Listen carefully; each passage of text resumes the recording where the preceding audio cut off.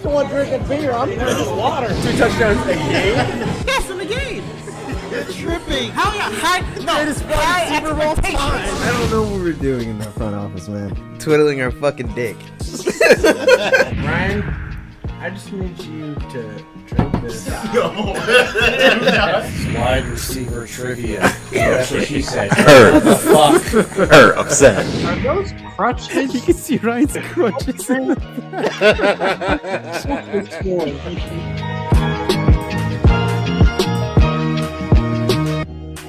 What is going on, folks? Welcome back to After Further Review. This is episode 195. I am your co-host, Jalen Brown. I am your other co-host, Malin Dennis.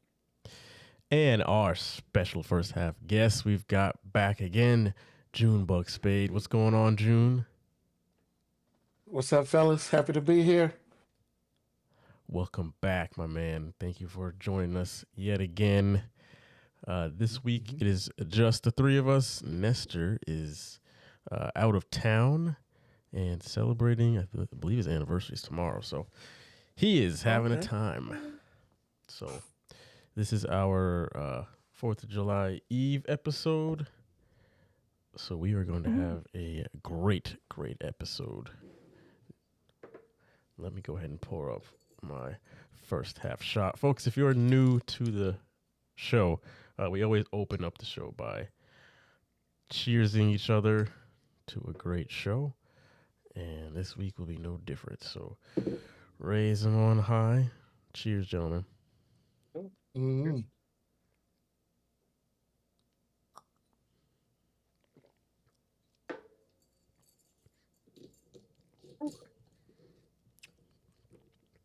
I took a page out of June's book a couple weeks ago and got the dark bottle of Papa's Pilar. Yeah.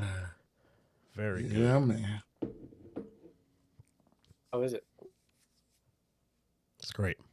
Yeah. Great. It was on That's sale at ABC, so I took advantage of that. Nice. How much is it?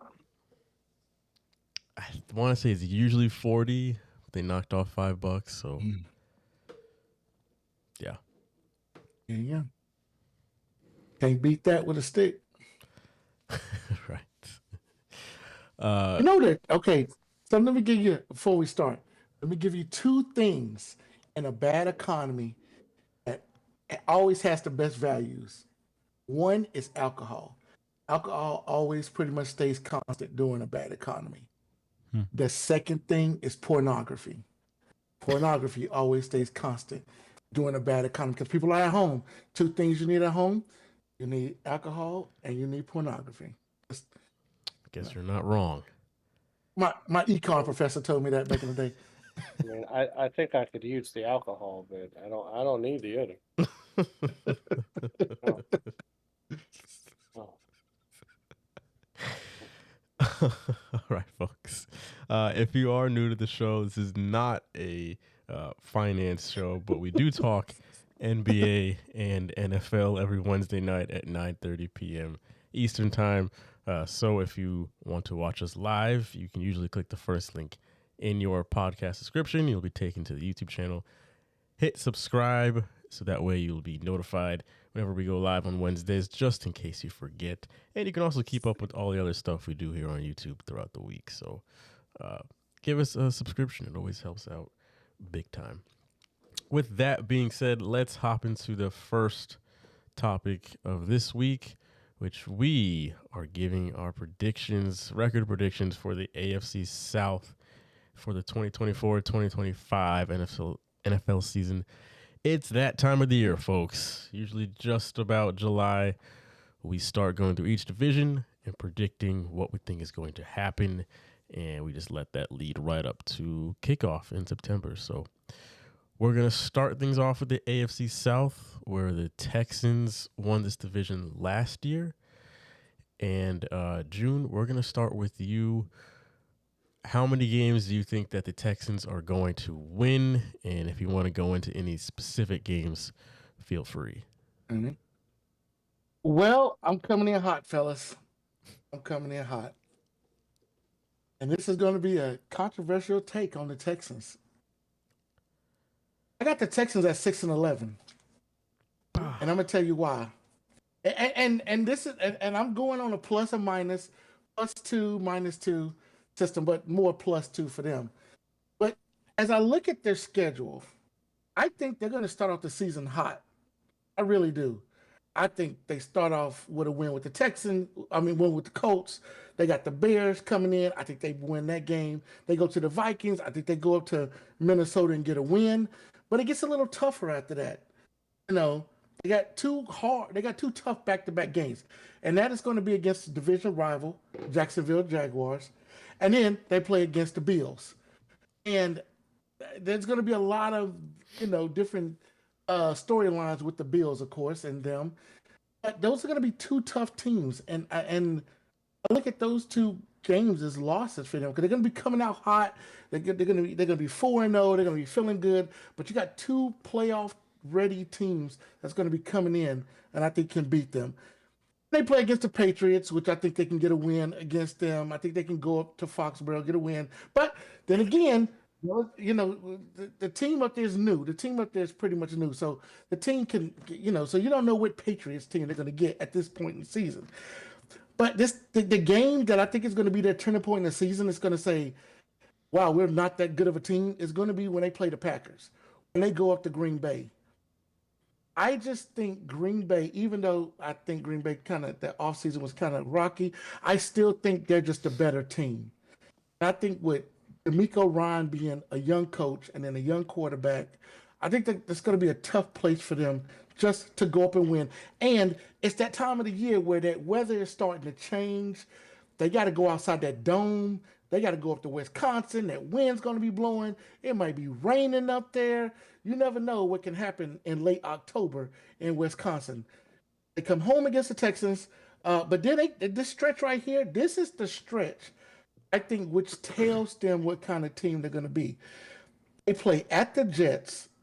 They got the Lions coming in, and then they go to the Cowboys. Okay? Those three games are, if they're not careful, those are 3 losses. Those are 3 straight losses for them. Okay? And then you have the Titans, which we'll get to the Titans later. But then you start going here. Now you got to go to the Jaguars. The Dolphins are coming in. The Chiefs. And then the Ravens. Those 4 games right there, it could go either way with this team. It's a tough schedule. It's that first place schedule. This is what happens when you win your division and win a playoff game. You get that tough first schedule of the season. And I don't know if they have enough experience on this team to get through a schedule this tough. So plus or minus, they could go +2, but as of right now, I got them sitting about 6-11. Real quick, respectfully, of course. Shout out to G Money in the chat. He will be joining us in the second half. G Money, when you come on, you can give your predictions at the top of the first half. So you can keep putting them in the chat too, but you can further explain yourself in the second half. But anyway, June 6-11 for Houston. Interesting. Malin, you can go ahead next. When you said 6-11, I thought you're a little batshit crazy. I don't know. I thought you're a little over the top there, but you and I are actually pretty spot on for about the first half of the season, June. Like, I'm looking at the record. I have them winning their first 3 against Indy, Chicago, and Minnesota. I have them losing to the Jags. I have them losing to Buffalo. I have them beating New England. I have them losing to Green Bay, which is exactly where you have them. So after 7 weeks, we both got them at 4-3. Where I differ from you, and this is how I get to 9-8 on the season, I do think they're a better team than Indianapolis. And they got a lot more talent than Indianapolis, so I think they do get that win in Week 8. And I think they're going to steal one of those 3 between the Jets, Detroit, and Dallas. I think they'll get one. So I think you and I are really only disagreeing on 3 games because you're thinking those are going to be 3 losses. And then I have them in Week 13 beating Jacksonville too because, again, I think they just have a better roster than Jacksonville, and I think that C.J. Stroud's a better quarterback. But when you broke it down the way you did, and then I'm looking at the way I did, and I have them 9-8, and you have them 6-11, it shows how easy you could go from a winning record to a losing record because we're really talking about 3 swing games. It could really just Yeah. ruin their season because I mean that gauntlet of Miami, KC, and Baltimore at the end of that's just mean. At first, I thought it was disrespectful to give a team a bye in Week 14, but I was like, "Damn, they're gonna need it." After they go into that stretch, I mean, they end at Tennessee, but in Miami, you're not getting any favors with the home crowd. You're going to be in South Beach. Then you got to go on the road to KC Mm-hmm. in Arrowhead at the end of December, and then you get Baltimore at home, but Baltimore is Baltimore. So I have them going 9-8. I think it's respectful. I think they went 10-7 last year. Right. I think they snuck up on some people last year. I still think they're a really solid team. I think going up against the AFC East helps them and hurts them a little bit. I think they'll split that division. And then going up against, just Detroit's hard. Dallas is hard. Green Bay, like that's some tough teams. So the NFC North and the AFC East are the 2 divisions they're going up against. I think a lot of people are expecting more from them, maybe in like the 12-win range after last year. Right. But I'm seeing 9-8. I've got them just one better. We're just basically repeating last year, going 10-7. I don't think they come out really, really hot within the first couple months of the season. I actually don't have them losing a game until week 6 when they come to New England. But Oh, wow. after that, Respectfully, of course. right after that, they'll get back on the horse, win 3 straight, and then lose to Detroit. Yeah. Then that after week 10 forward, they do have a very tough schedule from that point forward because pretty much after that, outside of Tennessee, it's really all like playoff caliber teams. But yeah, I'm seeing that they would beat all of their divisional opponents at home. Besides Jacksonville, which I think Jacksonville would beat them in Jacksonville. But like those kind of final games, Miami, Kansas City, Baltimore, I think those 3 teams will beat them late in the year. Yeah. But besides that, I think they take advantage of their home field throughout most of the season. And I wouldn't be surprised at all if they were to get the same exact record as they did last year. That Bills game in week 5, it doesn't really concern me at all. Because, I mean, they're at home at that point. The Bills, I think they're just kind of this year. But that's just me.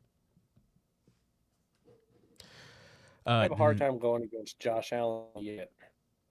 Until In the Until I regular season, see- yeah. Regular season. I see what the offense looks like with Buffalo, Yeah. kind of giving them the benefit of the doubt a little bit. Mm-hmm. Yeah. And not having, that's the not same having thing. Diggs is going to be weird. Not having Diggs is going to be weird. Nestor And that's the has same thing them I'm doing. going- I'm just going back to schedule and just going through what I see, and I see 6 guaranteed wins on this team, and they can swing 3, possibly 4 games out of that. So Sorry, Nestor has them going 11-6. So he's So he's a lead dog on the Texans. yes, he is sold. Okay. G Money All right. says 7-10. he's sold. B-Money's at 70. So we're all different. Right. Yeah. It's hard. As I looked at this schedule, I looked at all 4 of these teams. I'm like, oh, this is tough. This is not easy to pick the games in this division. This is like the forgotten division in the NFL. It And I is. think it's the most. Yeah. I don't want to say mediocre because that's mean, but I don't see like a 12-win division winner out of this. Right. And if you go and look at like their off games that they play a lot of different teams because like one of them played the Browns and one of them played the Washington Commanders and yeah. it's just all and somebody plays the Chargers. It's all over the place in the schedule, so it's wild. So I was just like, wow. When I was looking at the game, like the NFL is, they are. Always keep you guessing. All right, let's go to Jacksonville next. You can go ahead, June. Okay, so I got Jacksonville. I've picked this team the last 3 seasons, and I will continue to pick them because I still think they're the standard in this division, and I think they're going to go 10-7. Uh, and you know, I they're still a solid team. I still think they got the best quarterback in this division, and you know, being the most veteran guy. Uh, so I just like the way this team is set up, and they had a lot of injuries last year because the quarterback got hurt. And we look at the if he doesn't get hurt, how many games do they actually win last year? Because it was probably about 2 games where they really needed him. Again, if he doesn't get hurt, they probably get to that 11, maybe 12 win season from last year. But you know, injuries are part of the game. So, but I got them going 10-7. I like their schedule. I think it's set up. They don't have a stretch like Houston does. They don't have that gauntlet like Houston does. Um, it's kind of broken up with them. So, and then they play the Raiders, which I don't think is a problem. Um, they got to go up to Detroit. They got the Vikings on the schedule. They do play the Eagles, which they played the Eagles tough the last 3 years. So that's going to be a great game. You know, it's going to be tougher going up to Philadelphia in the winter because it's going to be November 3rd. It'll be a little colder up there, so we're going to see how they do in the cold. But they got the Bears. I think they'll just go and beat the Bears. You know, but other than that, they don't have that big gauntlet to run like Houston does, where they got that 3 team and then 4 team stretch where it's kind of like, oh man, you know, you get on a bad streak and you're going to lose these games. So that's why I pretty much got them going 10-7 and winning the division. All right, Malin. I'm going 7-10. I'm not. What has Sunshine done to prove the doubters wrong and to really warrant the contract that they give? I get it. His first year was a throwaway because he had Urban Meyer grinding up on college chicks at a bar in Ohio. Like, I understand, but they went to the playoffs and had to have a monumental meltdown by the Chargers to win that playoff game. And then they come out this next year. They got Calvin Ridley, got all this team, like all this talent. I know they still got a lot of talent on defense, but I don't know. I just don't think he progressed or can find. I just don't think he has the it factor at the end of the season. He just hasn't shown it yet. He showed it in college. Maybe he'll prove me wrong. Maybe he'll do it in the pros. But I got him. I got him losing 3 straight. Miami, Cleveland, and Buffalo. But then I got to win them. But then I have them winning 4 straight against Houston, Indianapolis, Chicago, and New England. And then after that, it's like a win-loss, win-loss, lose 2, you win 1, kind of a deal. Up until 15, 16, 17, and 18, which is normally their Achilles heel, they do not play good in the month of December. They don't win a lot of division games in the month of December. I have them losing 3 out of their last 4. I think they'll lose to the Jets, beat Las Vegas, lose to Tennessee, and lose to Indianapolis. So again, that last stretch, if you rip off a couple division games at the end there, all of a sudden you're sitting at 9-8.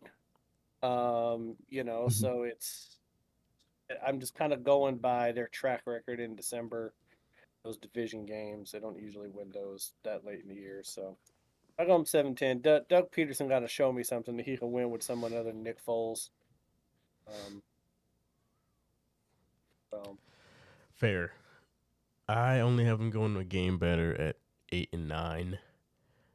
For really the same kind of reasoning. However, I do have like most of their losses coming. I mean, it's kind of sporadic throughout the entire year, just kind of win one, lose one. But I do have them kind of finishing strong in the last few weeks of the season, which seems odd, but it just seems like they'd have a really easy schedule those last few weeks. But history has shown us that they usually do struggle, especially when there's playoff implications on the line. But It's crazy that 4 out of their last 6 are division games. yeah, and it always seems to be that way too. Like every A year, little wild. A little wild. Yeah. 4 out of 6 is mean. yeah. I'm not overly sold on the WP Trevor Lawrence thing, but we'll see what happens there. Nestor has them going 10-7 as well, just like June. So, yeah. He's got them going 10-7. Let's move on to Indianapolis here. You can go ahead, June. I got Indy. I like this team from last year. I thought if Anthony Richardson would have stayed healthy, would he have been C.J. Stroud? Like, because they finished 9-8 as a team. No, but this guy's got to stay healthy. That's going to be the key to Indianapolis' entire season. It's the health of Anthony Richardson. And if he can't stay healthy, this team is going to be pulling guys off the street and playing their backups a lot. And then next thing you know, they're going to be drafting another quarterback. But as of right now, because of their schedule, I got them going 8-9. Again, plus or minus 2 in this. But I do have them going 8-9. Yeah, I got them going better than Texas. Because if you look at their schedule, the Texas schedule just hits harder than theirs. I think they're going to start off slow. They're going to start off really slow. They got to play the Texans, loss. They got to play the Packers, loss. I think they're going to lose to the Bears. I think that's actually going to be the Bears' first win of the season. And then they got to play Pittsburgh, lost. And they got to go to Jacksonville, loss. You got the Titans, the Dolphins, and then the Texans and the Vikings. And so those are games they can get to 2-2 at. But I think at the end of the season, it's a little bit more favorable schedule. I think they can run off a few just to make it to 8-9. But for them to make the playoffs, and not be 8-9 by the end of the season, they're going to have to come out and win some of those games. And I don't know if they can. And again, it's going to depend on the health of Anthony Richardson. The fact you got them winning more games in Houston is wild. Go ahead, Malin. I have the Colts going 8-9 too. Surprisingly. But remember, I got Houston going 9-8, Jalen. Right. I'm not on that same Right. not on that same boat. Hot take for you guys. Gardner Minshew is a better NFL quarterback right now than Anthony Richardson. That's why they won 9 games. And they had when Jonathan Taylor, before he came back, who was that running back that they had? I want to say Pittman. Might have been Pittman. I don't know. Somebody. But I had him on my fantasy team. It was nice. I was real glad they had him for a few weeks, so Jonathan Taylor came back. But that was more of a lucky 9-8 to me. Felt like they were winning some games they shouldn't, and I'm not sure that Anthony Richardson's going to stay healthy. He got dinged up 2 games before he was knocked out for the rest of the season. Right. And they don't have Gardner Minshew as the number 2 anymore. I don't know who it is, but it's not George Shorts Minshew. It's Joe Flacco. Joe Flacco. Okay, well, the Colts are not as talented team as Cleveland, so I don't think he's gonna be ripping off W's for him if he has to get in there. I actually have them losing their first 3 to Houston, Green Bay, Chicago, but I have them winning their last 5. You look at those last 5. I'm sorry, Jalen, New England. I'm sorry. I'm just not a believer, man. They got to show me something. New England, Denver, Tennessee, Giants, and Jacksonville. Those are all very winnable games. Right. And I think they're going to rip off some, and I think that's going to end up 8-9. But I don't think they're really going to ever be seriously in the division race, and I don't think they're really going to be seriously in like the playoff race for like a wild card. I think they'll end close to it, but I think it's because they'll be ripping some off the team.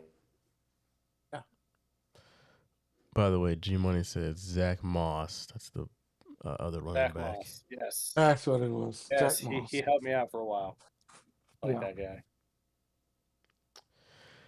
Well, I have got the Colts winning 6 games this year.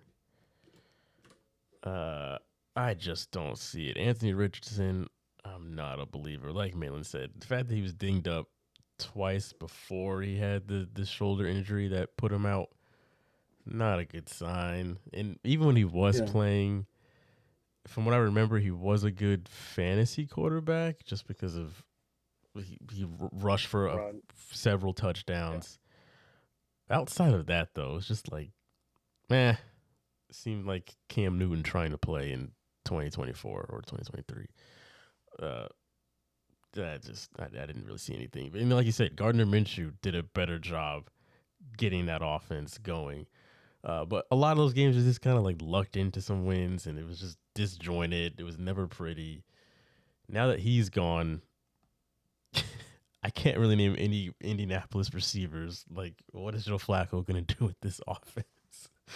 So this team will go as far as Jonathan Taylor takes them. And we'll see how that goes if he stays healthy. So, yeah, I've got them losing a lot of games. But a good bit of those wins will come late in the season when that schedule eases up big time. So, Right. Colts, good luck. But there was a lot of people that picked the Colts in our video today. So we'll get to that later. But, yeah. I think going up against the AFC East and the NFC South for the Colts is a season killer. Yes. I think easily 3 teams in each division are better than the Colts right now. Yeah. So I think Miami, Buffalo, and the Jets are better than Indianapolis right now, and I think that Green Bay, and I think Minnesota, and the Lions are better. Yeah. I don't know about Chicago yet. I don't know about Chicago. But theoretically, all 4 could be better from each division. I mean, we don't know what New England's going to do, and we don't know what Chicago's going to do. They could go 0-8 against those 2 divisions. Right. Nestor's got them winning 9 games at 9-8. So he knows something we don't. Well, what did you say the Jaguars were going to do? 10-7. 10-7. So he has every team with a winning record so far. The AFC South, So far. all of them has a winning record. Ladies and gentlemen at home, bet against that. Bet the under. Bet the under on that. If you go to Vegas and you see a prop bet and it tell you, will the AFC have how many teams will the AFC South have winning records? Do not pick 3. Do not pick 3.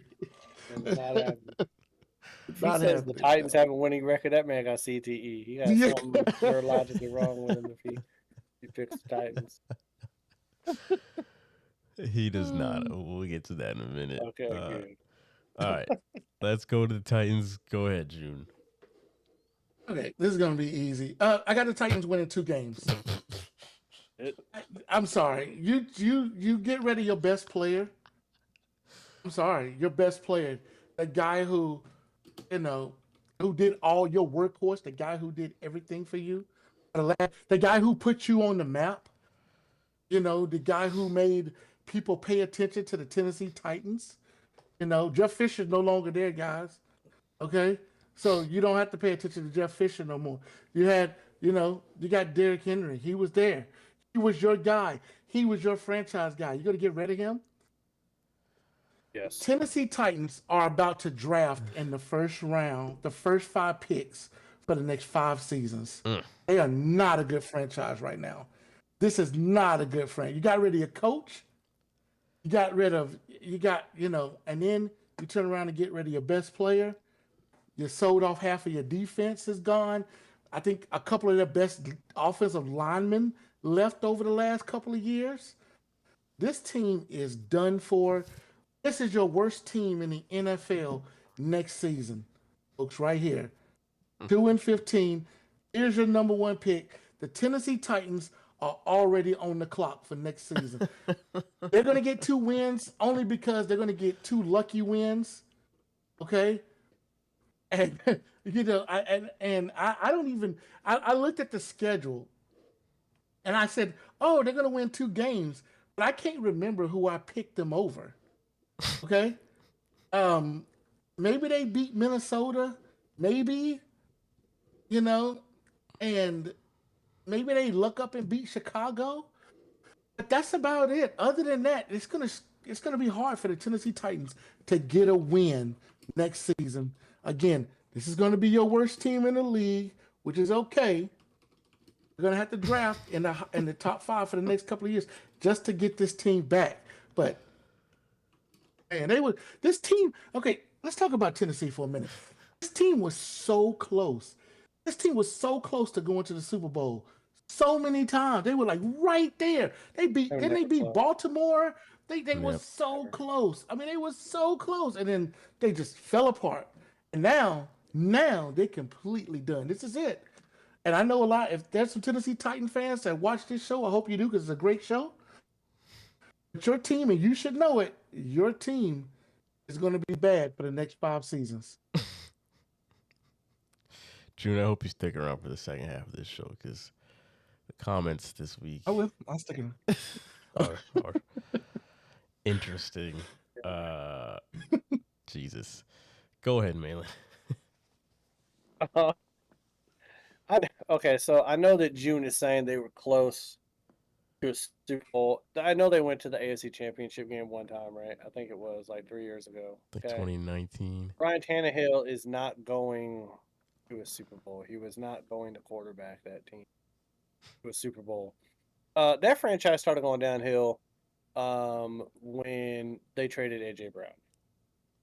When they decided that they couldn't afford him, okay.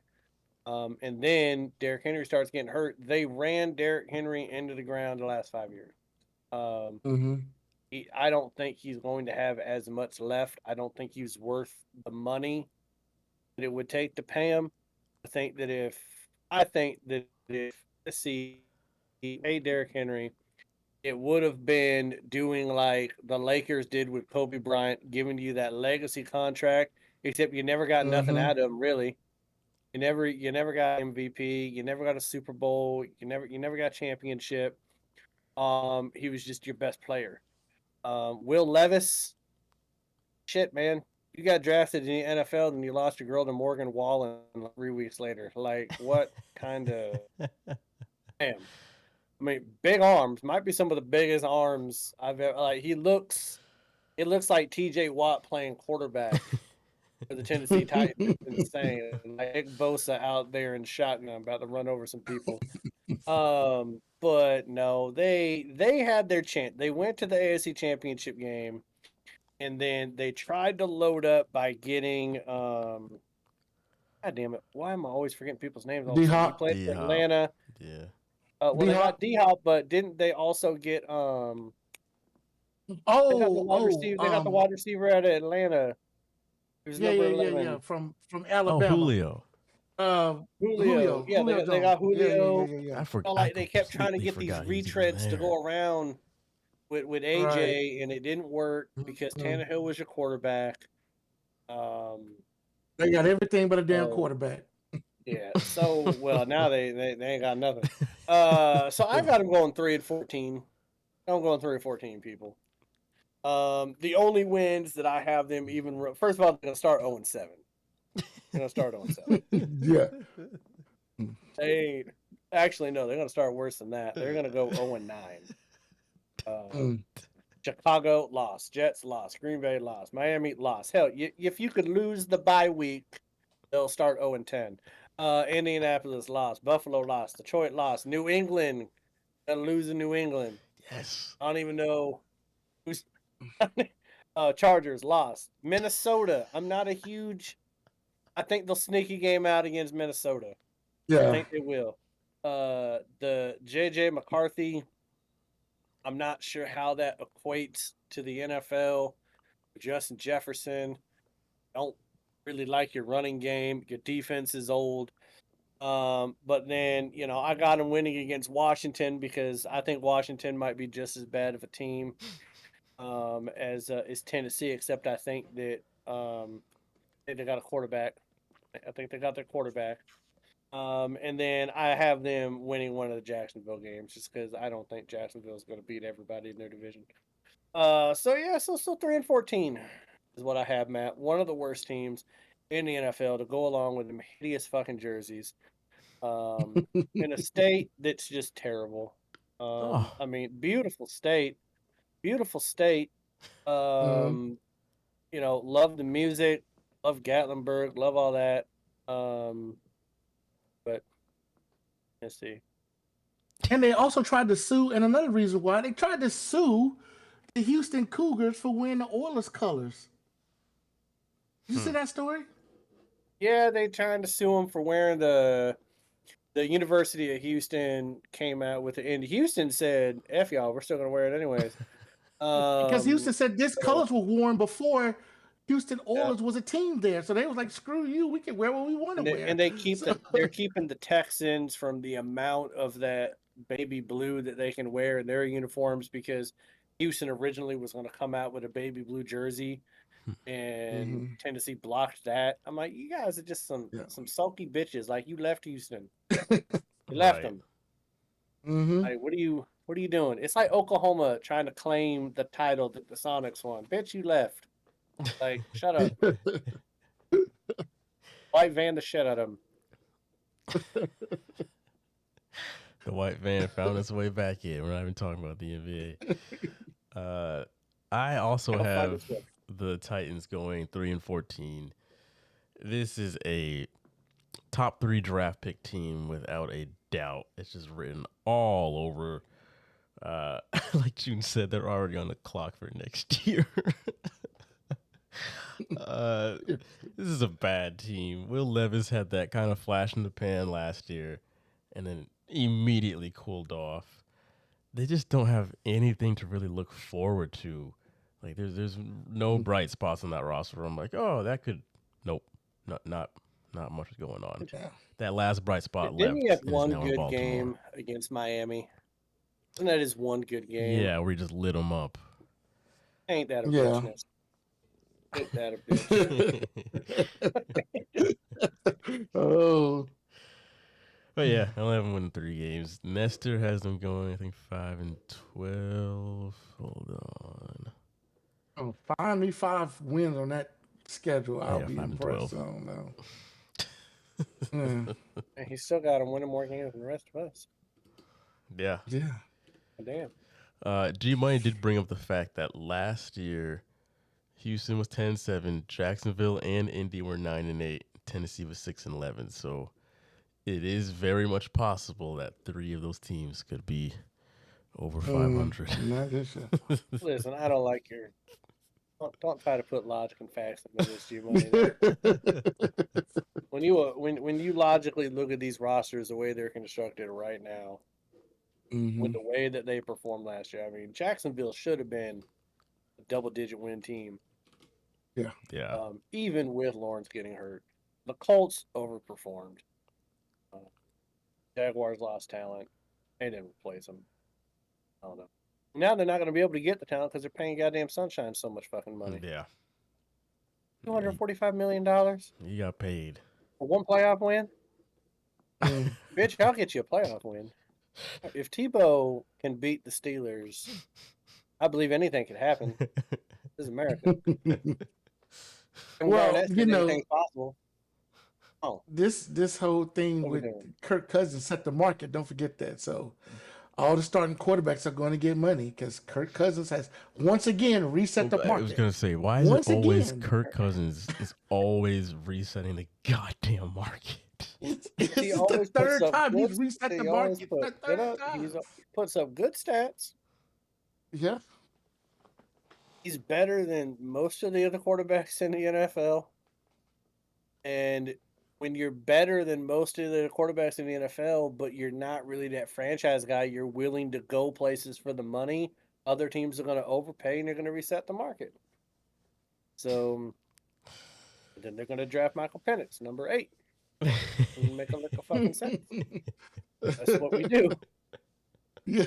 I mean, Kirk Cousins wasn't even the first quarterback drafted. I mean, they drafted RG3 and then Kirk Yeah. Cousins. I mean, I think he's done pretty good for himself. He Yeah, has. yeah. I think he's done pretty good. I mean, we can't knock him for not. He's not a first round draft pick, so you know. Hey, We can knock he's him for not being able to win overachieved. primetime games. If you really go back, we always knock first round draft picks for underachieving. Well, we need to start praising these guys who were late round draft picks for overachieving because he was 2 picks after Russell Wilson. So he's overachieved from where he was picked from. You know what I mean? Now you can say, well, he's gotten paid a couple of times, so we have to start looking at that now. Yeah, we can look at both of them, but if you go by his draft pick, he overachieved from where he was drafted from. Yeah. Just hey, God bless that man's He agent. didn't have playoff win though. No playoff wins, right?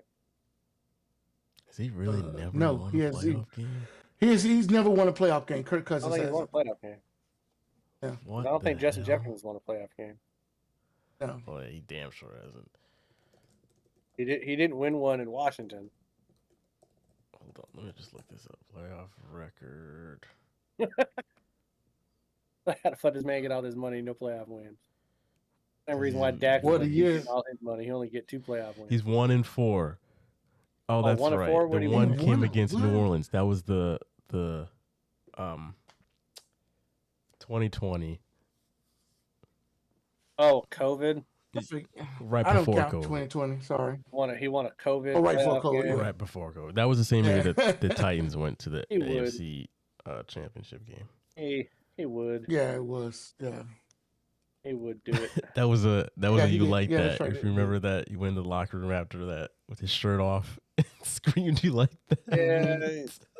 Had the gold remember he chain did on, that. the gold grill. He Had the gold did grill that, and gold chain on. Yeah. trademarked so much crap, man. I mean, he did that first. He liked that when he was with Washington. Yeah. And he beat the Bucks. He came back from like 18 Yeah. to 21 down. And he beat the Yeah. Jameis Winston Bucks or something. Yeah. It wasn't like it was the Tom Brady Bucks. He Yeah, beat like- the Jameis Winston. Come on, Vanilla Ice. Calm down a little bit. Mm. Chill out. All right. We are going to go to a break.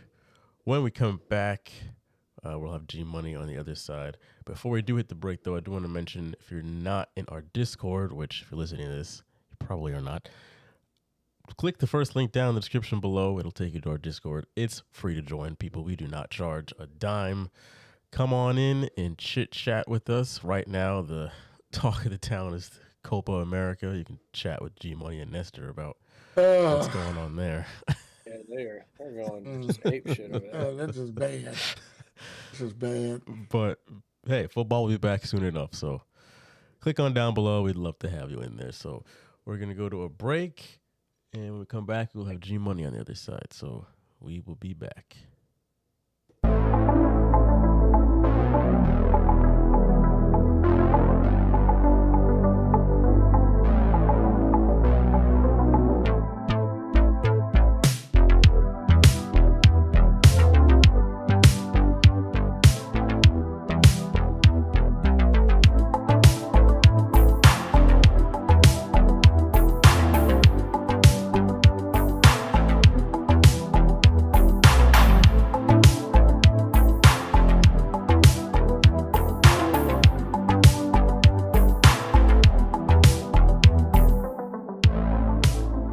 One of the most polarizing figures in American sports history is one Colin Kaepernick. During the 2016 NFL season, he started a wave of protests throughout the league by kneeling during the national anthem.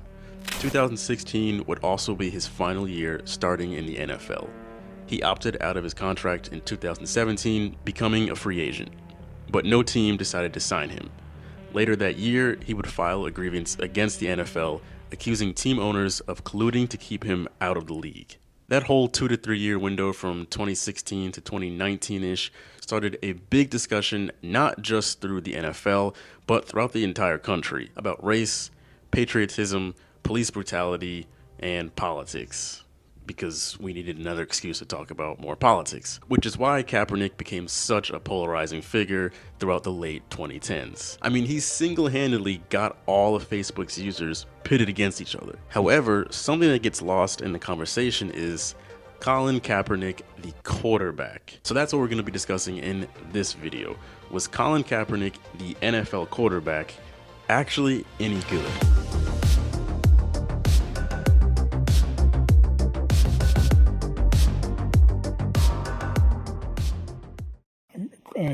Eligible for what I've been able to do with the with the COVID. With dealing with everything we have to do with. Look, if we finally beat Medicare. I think it's going to be about a 36 to 14 game. Tampa didn't play good last week.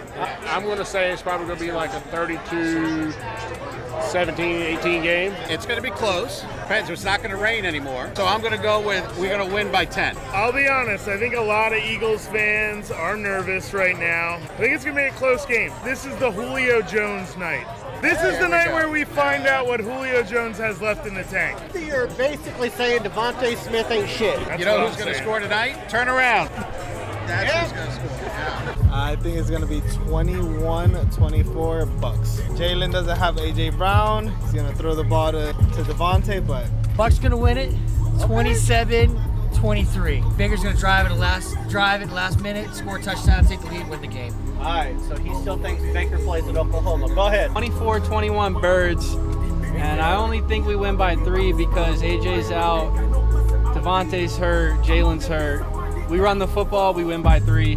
We go destroy the Lions when AJ comes back. 28-17, Eagles all Did day. you know AFR is also on Spotify and Apple Podcasts? Click the first link in the description below to listen to the most recent episode of the show. He won the chip. Right. You want to see what his trophy He whooped my ass. For look at the unwrapped. Look at this bad boy. That's tight. Like we got some. Very nice. A couple of bad drafts, but you know, the waiver wire. Yeah, man. You were He was clutch. on it. Yeah. Like thank Taylor for being friends without him. Let's go for the repeat. We do a sports podcast. Okay. And I can't help but notice that somebody is wearing an inside-out neck jersey. You know what? It's just a coincidence. Explain what is happening right now. Forecast was for rain. I didn't want the rain to fall on the outside. That's all it is? Because I love Dak. He's the best quarterback in the league. Big Mike's the best coach ever. Dallas's D is awesome. Yesterday was just unlucky. We'd won the coin toss. It was a Cowboys win. It was all about the coin toss. Let's talk defense. You're wearing the Cardinals hat. You don't get a say. Dan Quinn. I don't want him as my coach. Oh, he's gonna be though. I don't want him to be. I heard a stat today. Green Bay has won more playoff games at AT&T Stadium than Dallas. Do you know if that's true? It probably is. I heard. So you still love that? No. Dak's got to go. Big Mike's got to go. Dan Quinn's got to go. Jerry's got to rip this shit up. Who do you want to replace Dak then? Don't say Russell Wilson. I was going to just ask you, would you trade Russell Wilson straight up for Dak?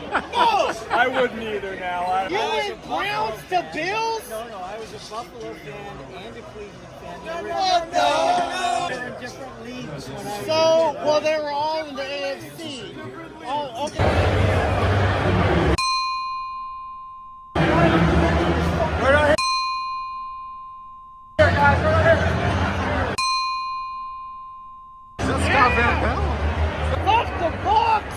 awesome. Thank you. Go fucking Eagles. Fuck you.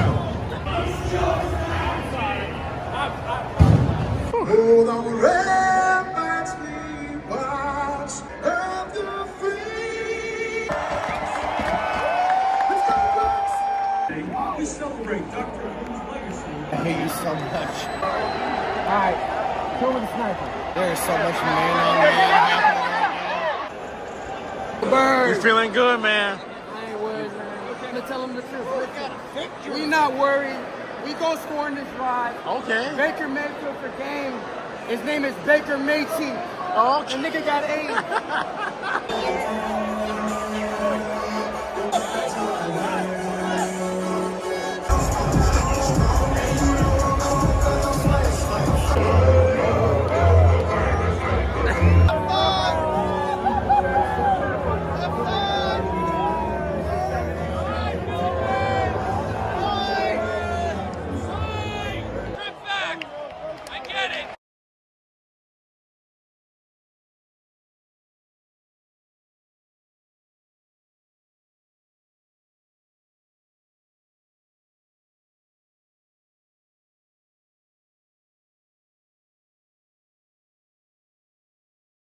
Paul George has opted out of his option with the Clippers. PG-13, Playoff P, Podcast P, PlayStation P will be a free agent. So where do you guys think he's going to end up? It's looking like Philly and Orlando are the two front runners. He's supposed to meet with them later today and tomorrow. Philly would be making a mistake by signing him. Hear me out, because they should trade for Lauri Markkanen. Hear me out. Of course, he doesn't have the big name that PG-13 has. Very underrated player. Hear me out. Great shooter, can create his own shot. Would be a great third option to Embiid and Maxey. Younger, and I assure you less injury prone. And he's going to be cheaper. If they were to trade for him now, they wouldn't actually have to extend him until after next year. So that's why I say Philly should not sign PG-13. Let Orlando get him. Go get Lauri Markkanen. Better deal. Where do you think PlayStation P will end up? Derrick Jones Jr. going to the Clippers. Klay Thompson going to the Mavs. PG-13 going to the Sixers. Out of these three NBA free agency moves, which one do you think is the best so far? Just off of these three, PG-13 to Philly seems to be the best. Embiid and Maxey having a third offensive option is great for them. However, I don't know. I just can't see Paul George staying healthy. Can't see Embiid staying healthy, so I don't know how much of a big difference it's going to make anyway. Klay Thompson to Dallas is whatever. Derrick Jones to the Clippers. So far, by default, PG-13 to Philly. But hey, we'll see what else happens. You let us know down in the comments below which signing you think is the best so far. Who do you think is going to win the AFC South this year? This is the Texans' year. Jacksonville had a window to dominate this division. That window has closed because CJ Stroud and the Houston Texans have arrived. I've been hot on them all off season. I'm not changing my tune now. I love the moves they've made to strengthen up that offense. The other two teams, Tennessee and Indianapolis, I mean, come on, man. But who do you think is going to win the AFC South this season? This Laker offseason is going exactly how we all thought it would. JJ Redick is the new head coach. Bron's son is on the team now. Bron will obviously be back as a Laker. He wasn't going anywhere because he was going to get his son in the first place. They're going to try and get Trae Young. That won't happen, obviously. And it'll be more or less the same roster back next year with probably the same result.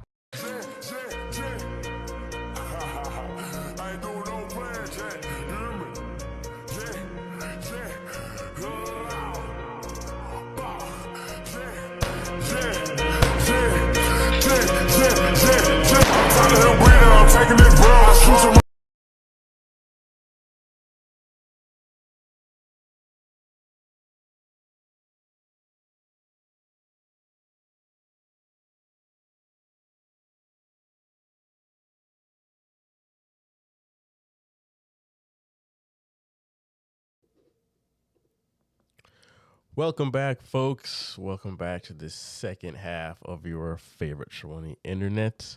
We are joined by the one, the only G Money. Gentlemen. And June, it is, I watch you every first half of the show. It's good to be actually on the show with you.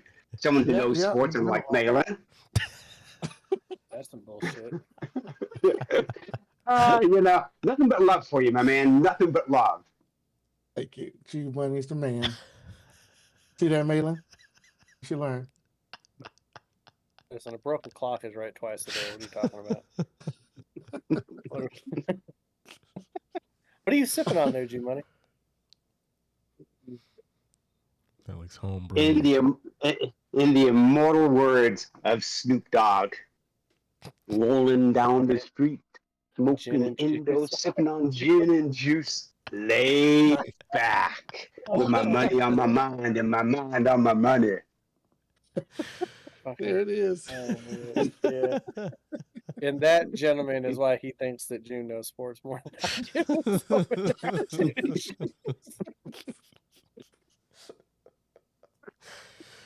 Well, All right, we're just gonna chalk that up to one of the top 10 things I never thought I'd see happen on this show. that list is gonna just start expanding. Oh God. What are you guys taking a shot of? I'm doing Crown. That's right. I have with me some 1792, the bourbon, just because I figure if we're gonna be celebrating Independence Day tomorrow, might as well also drink some 1792 and celebrate the Whiskey Rebellion when people told Washington to go shove that tax up his ass. I'd tax whiskey. Yeah, but they've been taxing it ever since. Yeah, they have. That was Alexander Hamilton's fault. To. That was him and Hamilton's fault. Back in 1776, it's like England 2% tax. Build the muskets, gentlemen. Now it's like 40% tax. Who are you voting for, Trump or Biden? We've come a long way, people. All been downhill. Not good. Watch it. Before we get into the community comments, Malin was talking about Biden, which is sort of a talking point in our community comments. G Money, we got to get the rest of your AFC South record predictions. Alrighty. I'll keep it short and quick. Indy 5-12. Why? Because I'm not sure Anthony Richardson's going to stay healthy all season, or Jonathan Stewart for that matter. And after that, they don't have anybody. Jacksonville, I have them going 10-7. They have a tough stretch though. Yeah, they play Green Bay, Philly, Minnesota, Detroit. I actually have them beating Minnesota, but losing to Green Bay, Philly, Detroit, losing to the Jets. I think as long as Aaron Rodgers can stay healthy and off the psychedelics, they'll be a team because their defense is solid. They have a solid defense. So that's that. Tennessee, yeah, we're all in the same boat with Tennessee. They suck and they're not going to get any better. 3-14, and that's just because I can't make a team go like win one game, because I think that in this day and age that's almost an impossibility where you just win one game. So I felt generous and gave them 3. I can never go 2 games on people normally, G Money, because I don't wish anyone to have the year that we had rooting for the Seahawks back in '92 when they went 2-14. It's just rough. Yeah, that was a rough year. And the draft next year didn't help us a whole lot either. Yeah. Damn. So the biggest swing amongst all these teams is the Texans, where the ceiling is Nestor's 11 games and the floor is June 6. Besides that, we're kind of all we're pretty close for the rest of the teams. Close. We're within 3 games within the Jags. Yeah. We're all within like 1 or 2 games of the Colts and the Titans. Well, heck, 3 of us for the Titans were 3-14. June's like, fuck y'all, 2 wins. I don't even know where you're getting it from. might go winless. He wanted to, but then he came back down to earth and said, I'll give you 2 wins. I'll give you a game or 2. All right, let me bring up the community comments for this week, which there are plenty to get to. It's my favorite segment on the show. This is where you guys weighed in on this past week on our TikTok videos, on our Instagram videos, and YouTube. We're going to start off with the fact that the Lakers are having a very predictable offseason. I mentioned how they re-signed LeBron, they drafted his son, hired JJ Redick as the head coach. All just, I mean, you could see it from a mile away, all these decisions being made. So if I start off here on TikTok, we've of course got our very own Nestor hoping the best for Bronny. Not like the Lakers could have done much better with that pick at that point. I know people scream nepotism, but I believe they were blessed with that situation. Why work against it? Also, the Lakers are cooked. Honest. Viral Sickness, he says, what would Kobe think about this? He wasn't an owner or anything, but I wonder if things would have transpired the same if he were still, and that's all he said. But someone responded to him and said, Kobe put the franchise with his contract and difficult to play with towards the end. Those were some of the Lakers' worst seasons on record. I love Kobe and Lakers, but let's be real here. And then the same dude replied back to him and said, you don't think LeBron is doing the exact same thing here, maybe even worse. That was the end of the TikTok comments. Well, I don't listen. If you can get your son in the NBA, get your son in the NBA. I mean, I don't hear people with. I think it's stupid. I don't think he's good enough to be drafted in the second round by any stretch of the means. But we don't bat an eye at rich owners putting their kids in the front office or in the thing, or head coaches hiring their kids to be coaches for them. You know what I mean? Like, people thought it was silly when Bill Belichick had his son on the coaching staff in New England, but you weren't screaming out nepotism, and you weren't like, I don't know, like if you're someone like LeBron James and you can elevate your son to this place, I'm not going to fault the man for it. What father wouldn't want to do that for their child? Now it's up for his own child to keep his place there. I'm not sure he will, but he's going to have to keep himself there. And I mean, I don't know. I mean, that team was nothing without LeBron James for 5 years. Their second year, they won a title. They go to the Western Conference Finals. They go to the playoffs this year. I mean, at least they're relevant right now. Yeah. When Kobe was at the end of his run with the Lakers, they weren't even going to the playoffs. Yeah. So you They can't were a get shell a of free what agents they to were. go there. So Yeah. I don't know. It is what it is. It'll be a hell of a talking point for us to have a lot of fun with. But I'm not mad about it. I think the whole thing at the end with Kobe was the whole David Stern not allowing Chris Paul to sign with the Lakers at the time. That was kind of I think I think the Lakers franchise was. I think Kobe was definitely pissed, and I think the rest of the Lakers organization was just like, you know what are we going to do now? He ended up with a 53-year-old Steve Nash instead of in his prime Exactly. Chris Paul. I'd be pissed too. Yeah. All right, let's move on to the next video here. So I took that clip of our commander-in-chief, President Biden, stumbling through his debate against Trump and just captioned it with the Spurs trying to explain why they signed Chris Paul.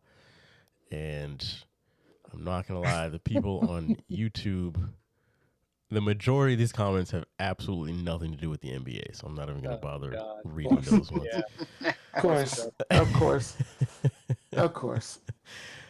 But if I can sort through these, all right. Gates and Guitars says Chris Paul playing so long they got to bring Medicare to the NBA.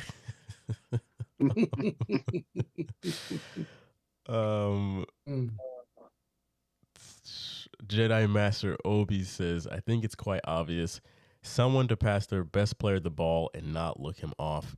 A veteran point guard who can also teach Wemby a lot. Point God. Point God himself. Oh, with God. one finals appearance and no championships, he's a point guard. Not Magic Johnson. No. Not MJ. I mean, you're not similar point guard. This ball. We're doing.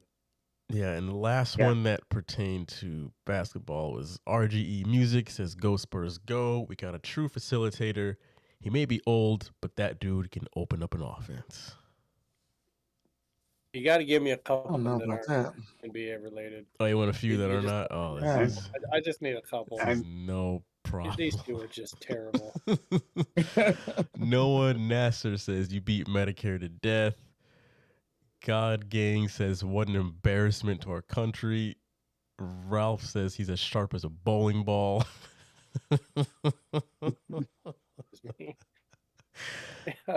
I saw God bless him. after bless the him. debate, Jalen. I was seeing people trying to form petitions online to get Jimmy Carter to run for president again because he's only like 18 years older than them.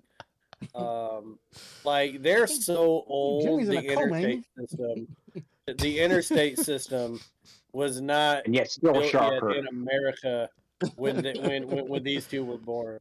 I don't know. That was they were both predictable. They're both god awful, and I wish that a meteor would strike before November.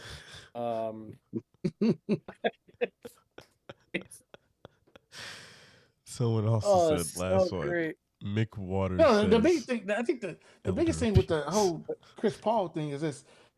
I'm sitting here like I understand they wanted a veteran point guard, but there was so many free agents out there at point guards, and Spurs, you haven't spent any money.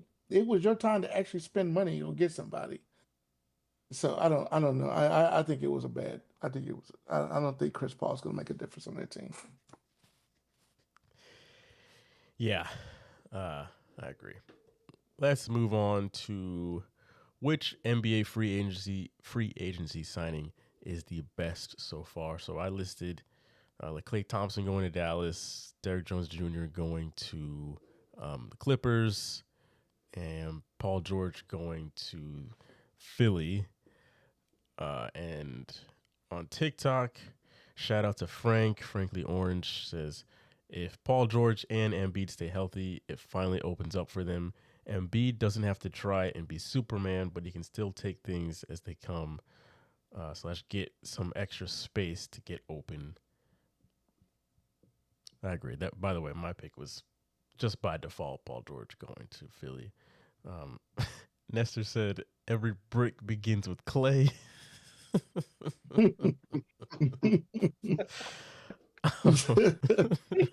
He had to have found that somewhere else. He's not must clever enough to come up with that on his own. That is not a Nestor. That's pretty comment. good. That's too good. That's just funny. Jude says Klay Thompson will have the biggest impact. Ron Johnson says Bridges to the Knicks is the best one. It wasn't a free agency sign, it was a trade, but nonetheless. Yeah, I get what you're saying. Long John Silver 420 says Clippers ruin their future with Paul George trade. Well, Jersey Kurt says if everyone stays healthy, Paul George, because he's an upgrade from Harris. You got that right. She Loves Sticks says, I love CP3 with Wemby. That actually has me excited. You must be a Spurs fan. Yeah. It's not much. Oh, yeah. And then last one says, Hart to OKC. That's right. He did go to Hartenstein to OKC. Yeah, he did. I don't think it's. Tell you one I don't like the most is Paul George going to Philly. I think that made them. I still don't think it puts them on Boston's level, but if Boston has some injuries, yeah, then could it level the playing field a little bit? I don't think either of them are going to stay healthy. Right. and probably a better player than Paul George. I think we're going a little bit more on Paul George's namesake at this point. But the problem I have with Paul George is 2020. he hasn't done he hasn't He done hasn't anything. done much since 2020. He hasn't done much since 2020. No, he hasn't. And Clay Thompson, the reason why I say Clay is because Clay is a champion. But Clay is a champion. So now you got Kyrie who's won championship, and now you have Clay who's won championship. So now Luka can try to soak all that in. You got Clay who's a perimeter defender, which they desperately needed. Okay. And you have another guy with a championship pedigree another veteran on this team that can help lead this team. And I think he can take some of the pressure. And hopefully, like Malin, you said last time, Luka will get in shape so he can get down the stretch and he can be that force late in the season instead of just laboring back and forth and only playing half the game. Hopefully, Klay Thompson can kind of speed that along with Luka, and he can understand what it's going to take to be a champion. Not saying they're going to win it, but hopefully he'll give Luka that thing. Said, "Hey, this is what you have to do. You have to be mind, body, and soul have to be ready to win a championship." So hopefully he can get that to Luka. Paul George was great back in Indiana. I thought until he got hurt, I thought they was going to win a couple of championships. They were just great teams. But right now, I mean, Paul George, James Harden. I mean, what's the difference in those two? What's the difference between James Harden and Paul George right now? I don't know. What's the difference in Chris Paul and Klay Thompson? I don't know. Klay Thompson just put up his worst number since like 2013, 2014, man. Yeah, he did. He was 122nd in the league in field goal percentage. He's supposed to be a sharpshooter. Like, I'm not. He was really good splash brother up until he tore his leg up in the finals against the Raptors. I think he missed 2 years after that. Yep. Came back. He's not won a championship. Yeah, well, he won a championship not because of him. Well, no, it was all Steph. All Steph. I mean, you're talking about a career guy that averages under 20 points a game for his career, and he just put his worst points per game at 17.9 since 2013 or 2012, 2013. He's more Klay Thompson because of the injuries is more on the back end of his career. Yeah. I mean, he is. And with Klay, defensively, after the injury, he was not the same player. Now, he does give Dallas that third shooter that they need. Even just averaging 17.9 points a game, that's better than what they were getting. So he gives them that, but they're losing defense because Doncic doesn't defend, or at least doesn't defend very often or very well. So they get that shooter that they need to spread the court a little better, but they're giving up a little bit of defense. And having to let Lively go, that hurts. That really does hurt them. If they could have kept him and gotten Klay, then you can see it. You can see it really working out for them. And I don't know if you need veterans that have won championships to get Doncic to figure out what he needs to do. I think he knows what he needs to do. I think this being his first championship, some things were like overwhelming. And now he knows if they can get back, he'll play a little better, and hopefully he'll play some D. Because that's what they really need him to do as well, is play some D. And as far as Paul George goes and Embiid, if they stay healthy, Philadelphia can be challenging. They can challenge for the Eastern Conference title. But that's a big if. That's a huge if. We saw Boston with Porzingis out play exceptionally well. I mean, they did not miss a beat when Zingis was out. They did not. You just look at everything. You look at free agent signing. I'll tell you what the best signing was Boston signing both of their players to long-term extensions. That was probably the best thing done for the NBA, done for them. And by the way, also the best thing for Seattle. Yeah. With Boston putting the team up for sale. Well, I mean, the majority owners are putting it up.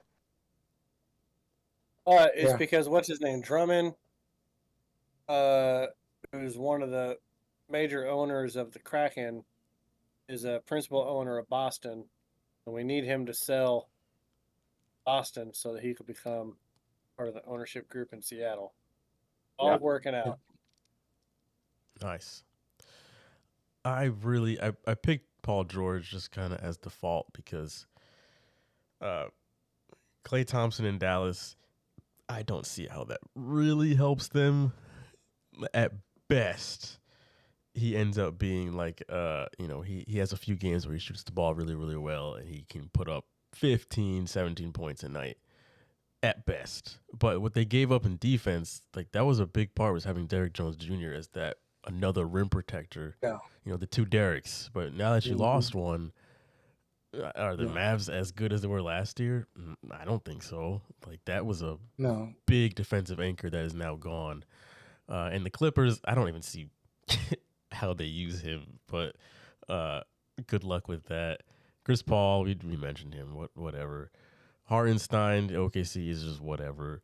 Paul George, though, I just have never been a big Paul George fan. The fact that his biggest claim to fame was rivaling LeBron in the early 2010s, which was a flash in the pan.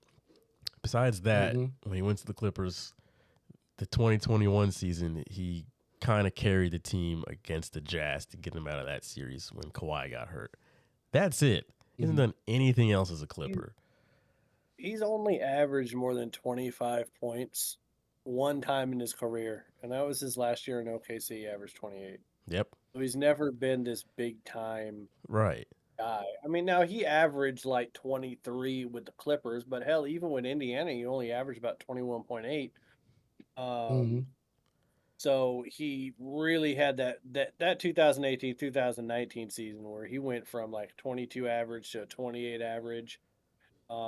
His field goal percentage was way up.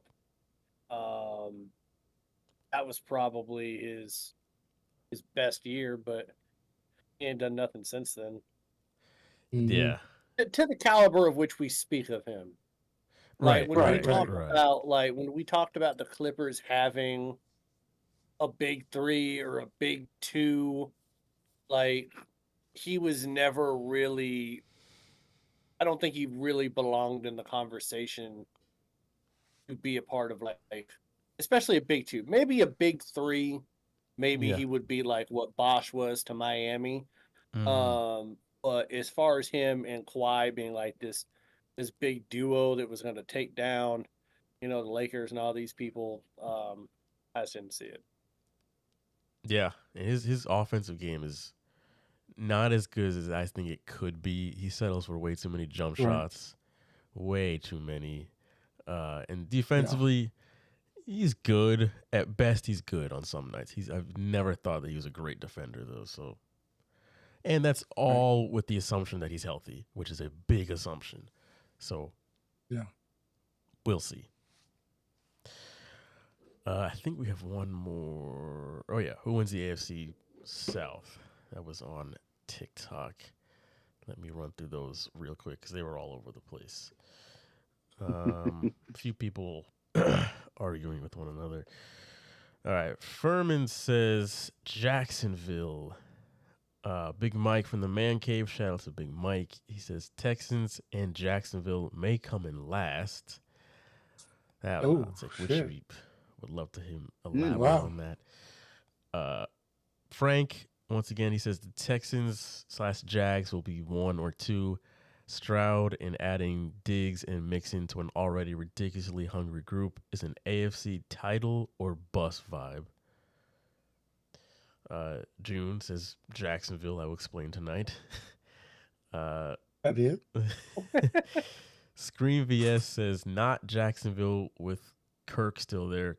Colts if Anthony Richards stays healthy. Titans have a good team, but I doubt Levis is ready. It's a Colts/Titans race. What the understand. who the hell? What? Who said that? Well, I don't know what he has against. Is it Christian Kirk? That's the receiver. That's two people Yeah. that said that the Texans and Jags would end up third and fourth in the division. I don't know how you could look at those rosters between the Titans and those two teams. It gets better. What the heck? Wayward God. Creek, he says Colts winning it, no doubt. Texans number 2, Yeah, Jags okay. overpaid T Law, and their wide receiver core got worse, but spent more money on it. Cal says Colts.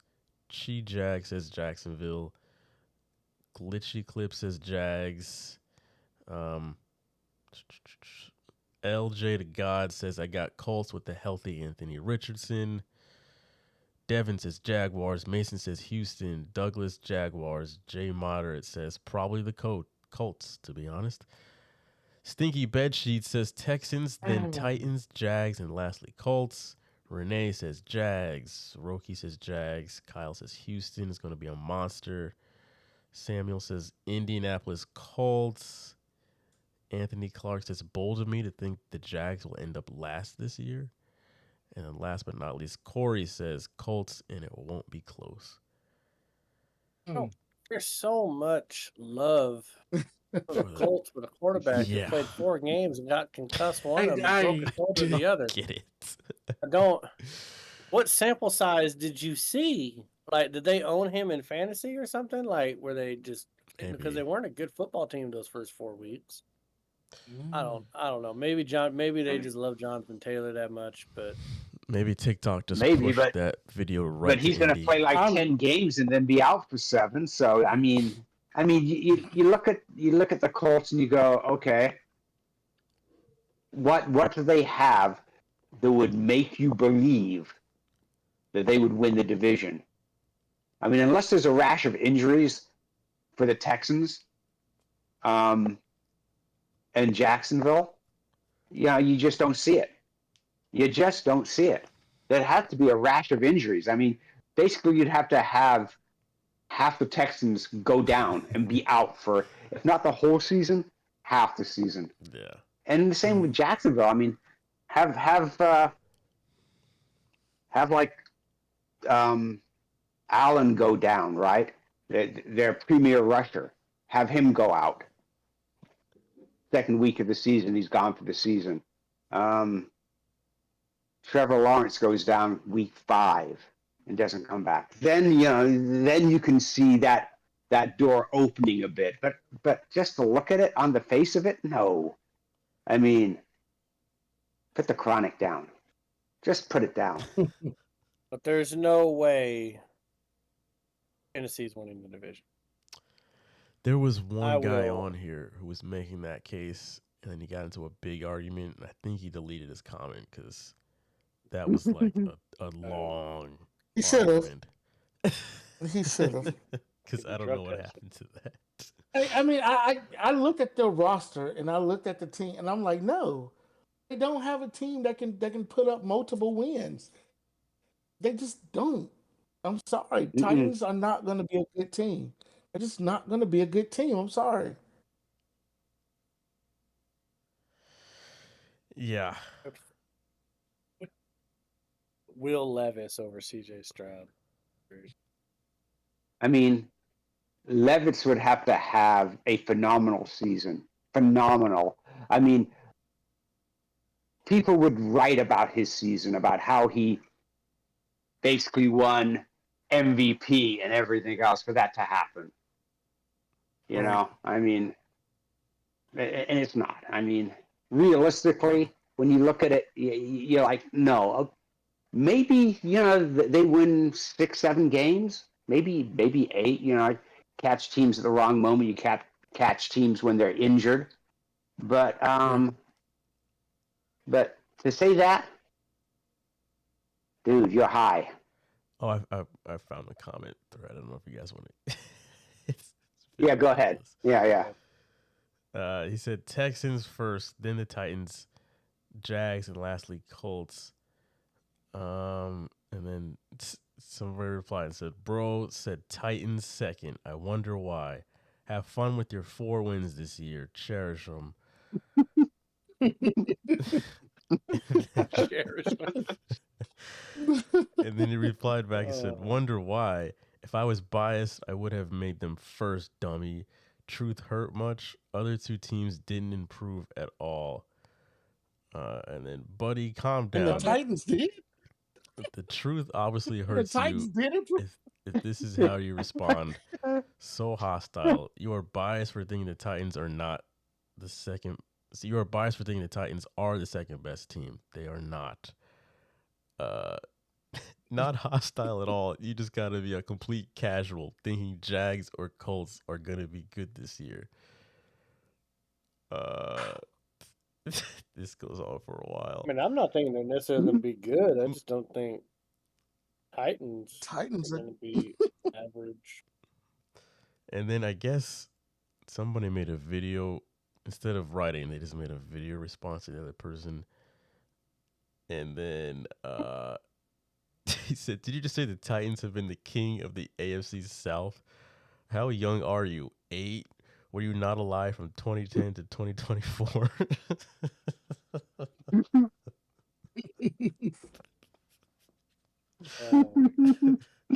Oh my God. Ah, well, folks, all right, if you want to be a part of this mayhem, Different at AFR Sports on TikTok or Instagram. I don't know what it is, but we seem to have people that just die on these hills every week now. I love these people. Some of these people get a vote. I want to keep that. I want to keep that comment about the Titans because I want to Yes. see. I mean, if that guy is right, holy shit, he should go buy a lottery ticket. But I don't think he's old enough to play the lottery Sure. from the sound of it. Yeah. All right, let's move on to the final topic of the week, which is what's up with that. This is where we each air out one grievance we have within the world of sports this week. And yeah, we just let it all fly out now. This is our sports therapy session. So would anybody like to volunteer to go first? Okay. This is mine. I was going to pick the manager of England, but then they got bailed out by his players because he doesn't know how to manage a team. But no, I'm going to Copa America. I'm going to the USA Uruguay match, and I'm going to Kevin fucking Ortega, the Peruvian piece of shit, who should not be refereeing a fucking pickup game, let alone a match of that importance. And here's the thing, Ortega, referee in Peru, he has a lot of complaints against him. He refereed a match between an Argentinian team, Boca, and Bolivian team, awarded a penalty kick towards the end of the game to the Argentinians, to Boca. Boca won. After the match, he received a lot of presents from them. The police seized the presents. This, of course, was reported to FIFA. What did FIFA do? They assigned him to the 2020 Tokyo Olympics. They assigned him to the World Cup, and they assigned him here. He should not be allowed to coach, period. But that's just not an issue with him because he's incompetent and likes to take bribes. It's FIFA as a whole, as a corrupt organization, which it well is, and taking, when they assigned the World Cup to Dubai and took a lot of cash under the table from Dubai to actually have it there. They don't care, and Ortega should not have been refereeing any match on any international level. It would be like, well, Malin is a big baseball fan. The umpire that just retired, Angel who was, yes, he was not a very good umpire. We all know that. And he held grudges, but he never took bribes. And if Major League Baseball had ever heard and got reported that he took bribes, he would have been out. But FIFA, they just turn a blind eye and say, well, that's okay. No big deal. No problem. The man, I mean, anybody that watched the game, I mean, aside from the fact the USA did not play as well as it should have in any of its matches, but that game was just so poorly officiated. Any one of us could have officiated that game better. And that's a fact. I'm gonna go next just because it's actually kind of similar to G Money's. It's related to sports, but at the same time, it's not. The night before that match, I was at Disney Springs, and for whatever reason, there was a large Uruguay tour group there, and the match was not being played, obviously, in Florida, but I don't know why they were there, but they were clearly all there for some reason to watch the game the following day. This one group caused so much foot traffic holdup amongst this entire area because there were so many of them. And I'm not trying to generalize here, but good God, can you please follow some kind of common sense when it comes to getting the hell out of the way and not just blocking walkways and standing in these groups of like 20, 30, 40 people in one time. Uruguay fans, I don't get it. I do not get it. It doesn't matter what language you speak. It's common sense to just not block walkways and get the fuck out the way. That's my what's up with that. Who would like to go next? Go ahead, June. So I'm gonna go, and this has been my pet peeve for the past 20 years. The NBA draft. What are you guys doing? NBA draft it used to be good. We gotta change it. Let's get out. First of all, I'm not a fan of the draft lottery. I know some people are. Let's get away from the draft lottery. We don't need it anymore. Nobody's tanking, and if they are, God bless them. No other sport will we have a lottery. Everybody, if you lose, you lose. It's already been proven that nobody really tanks. I mean, come on, teams are just freaking bad. You think the Washington Wizards wanted to win 9 games only? It's one of the richest sports market in the world in Washington D.C. and they win 9 games. You think the Washington Commanders wanted to win 2 games this season? No, they tried to win every single game. There's no tanking. NBA is the only one who still believes there's tanking. Yes, do we see some signs of that? Of course, if you're already out, of course you're gonna say, "Well, hell no, let's not win this game." But some teams still try to win. It doesn't matter. And the NBA draft has become a joke now because I love that these international kids are being drafted, and I think it's great. But we're penalizing some of the kids that's been in this country who've been playing this sport since they've been kids. And we're penalizing kids in the NBA draft that are seniors in college. We have a lot of these seniors who, if these seniors wasn't on some of these national championship teams, you wouldn't have a national championship. But these seniors are not getting drafted, and they're being told, oh, you must go to the G League, or you get a 10-day, 2-way contract. And you giving Bronny James a guaranteed contract. Well, not guaranteed. Second round, I'm guaranteed yet, but pretty much it's guaranteed. Yeah. I mean, they can still be sent to the G League, but pretty much it still can be guaranteed. But you're drafting a Bronny James who didn't do nothing in college. USC didn't do nothing. Bronny didn't do anything. But you leaving guys out. A player that got left out, I thought should have been drafted. This guy, Armando Baycott, he played for North Carolina. Yes, I am a North Carolina fan. I will stand up for my Tar Heels. I don't give a damn. And we also had Cormac, who also was another Tar Heel. And I will stand up for a Duke player, the center for Duke. This guy should have been a first-round draft pick. Both of these guys should have been I mean, Armando Baycott been in college. Yeah, he was in college for 5 years, 6, I think, because of COVID. He stayed 5 years. He won a title his freshman year. You know, they came in with Hubert Davis, and he went to the championship his junior year. The guy should have been drafted in the first round. Just because he's a big man, he's a rim protector, and he's been playing a long time. He has a basketball IQ. The NBA draft and these NBA teams have got to do better and stop punishing these freshmen. Stop punishing seniors for wanting to stay in school because they love their school. And it's been happening, and it's getting worse that these kids are just going in and saying, you know what? I'm just going to go overseas for a year, or I'm just going to sit out a year and practice, and then I'll be drafted the next year.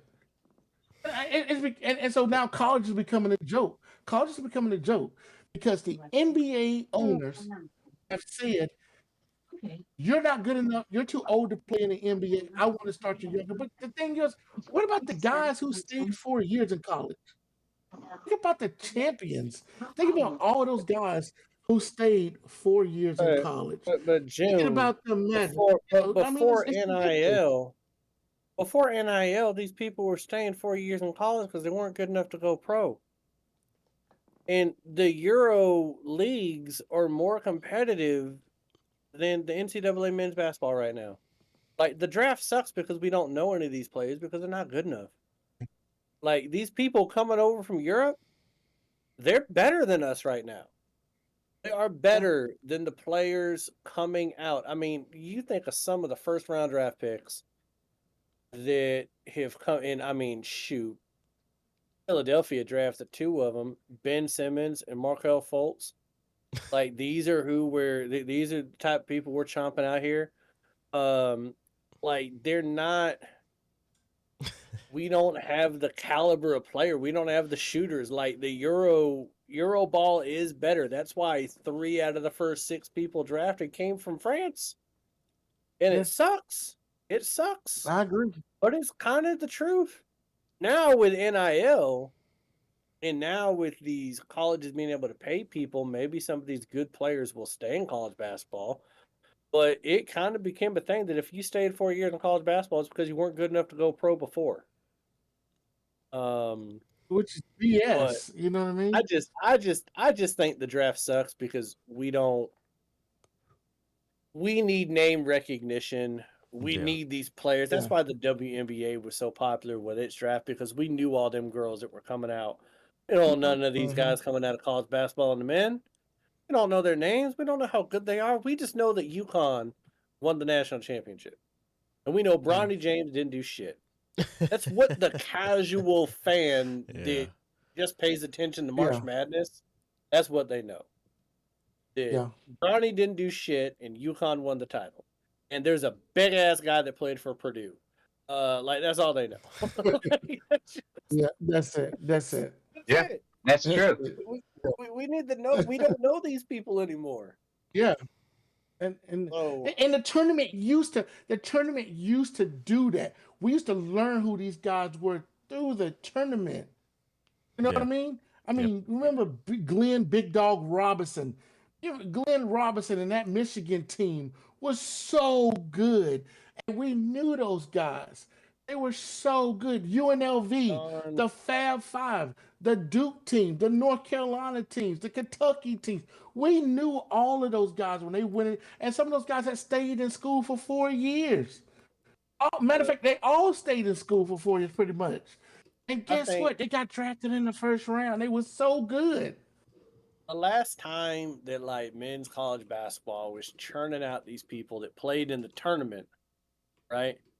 Was probably around the time that Kevin Durant, Jonathan, what the hell is his name? The guy that went to the Blazers, old ass man, he was picked number 1. Gary Durant was 2. Oh, from Ohio State. Ohio Played State. center. He played Yeah. center. Greg. Oh my God. Yeah. He came out looking like he was 45. Blake Griffin, when he came out, like he had a lot of hype. I think Ben Simmons was probably the last hooper from like the men's side of college basketball that you were like, man, I think he actually could be really good. And then he flamed out because he didn't have a spine. Yeah. Other than that, like, who else? Greg has Oden. been drafted. Greg Oden. Greg Oden. Yeah. But who else has been drafted out of the men's game in college basketball in the last 5 years that you're like, shit, this guy, he needs to be like, he's gonna be it. Like what? Was Trey Young one of them type of people? Maybe. I don't think he was. I remember. I think Zion Williams was probably the last one. Yeah, Zion would have been last. Zion was probably the last one that I remember. That was 5 years ago. He was like he was a phenom. Yeah. You know what I mean? But he was an undeveloped freshman. Like before him, Derrick Rose was one of them people. But you just don't have it. Cat was one of those people. Yeah, like a Tucky. Cat was. I mean, you look at him. Anthony. What was Anthony Richard? Anthony Edwards. Edwards. He was pretty good. Yeah. But you still didn't really think about. I don't know. It's just the men's game is just lost in college basketball right now. You do. You have to go back to like, if you go back to like 2008, 9, 10, 11, 12. I mean, if you name these people, you knew who they were, right? Yeah. Derrick Rose, right? Everybody knew Derrick Rose. Blake Griffin, John Wall, Kyrie Irving, right? And Anthony Davis. And then, you get like Anthony Bennett, which you're like, maybe you heard of him, maybe not. And maybe it was just a bad draft. But then, you go 216 on, right? I mean, you look at Ben Simmons, as Malin said, and Markel Fultz out of UW, who all of a sudden got a fear of everything.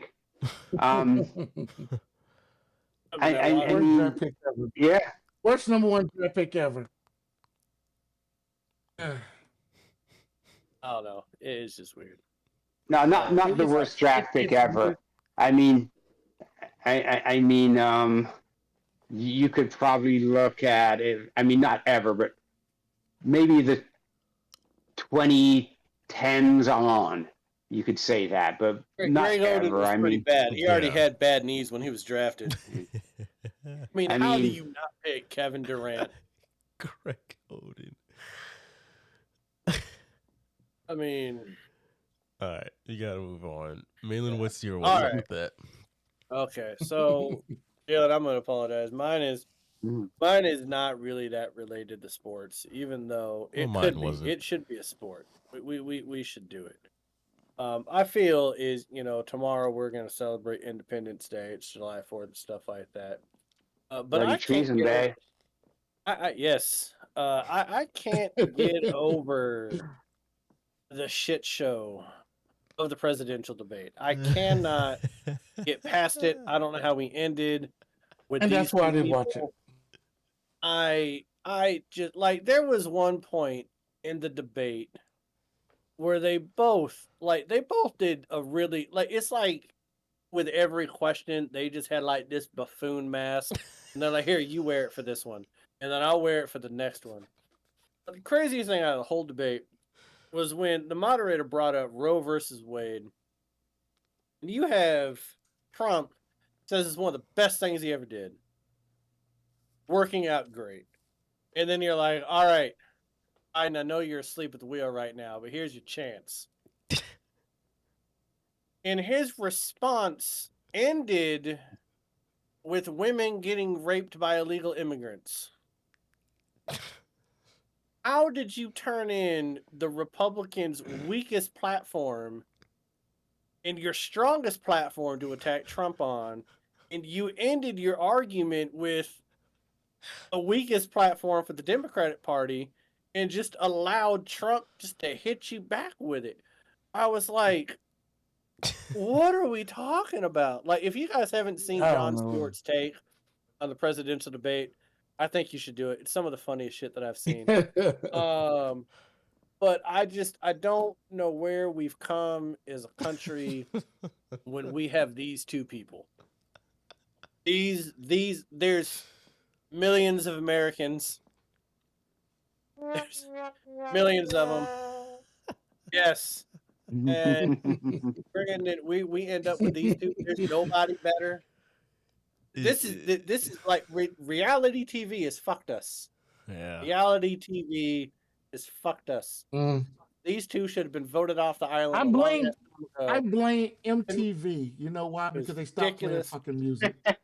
It's ridiculous. Goddamn right. You know what this election is in November? This is what it really boils down to. It's like, let's say the U.S. has to go to war, right? And we got the Army, we got the Marines, we got the Air Force, we got the Navy, and we're sitting up here as a group of people, Americans, and say, all right, you guys pick who's going to war. And we're like, you know what? Let's put up the Coast Guard and the Space Force. And out of those two, we're going to send one of them overseas this fucking war. That's what we're doing. It's so maddening to me how we've gotten to this place. We figured out how to pay college athletes, but we can't. We got super conferences. We finally got a college football playoff system, more than 4 teams. I cannot But we're wait. still stuck with Trump and Biden. Vote after. Oh God. What's happening? That was the real kicker. Was that 4 years ago we were all like, "Oh, thank God that's over," and yet here we are. Oh man. No. Right back at it. Right back at it. I'm like, oh no, man.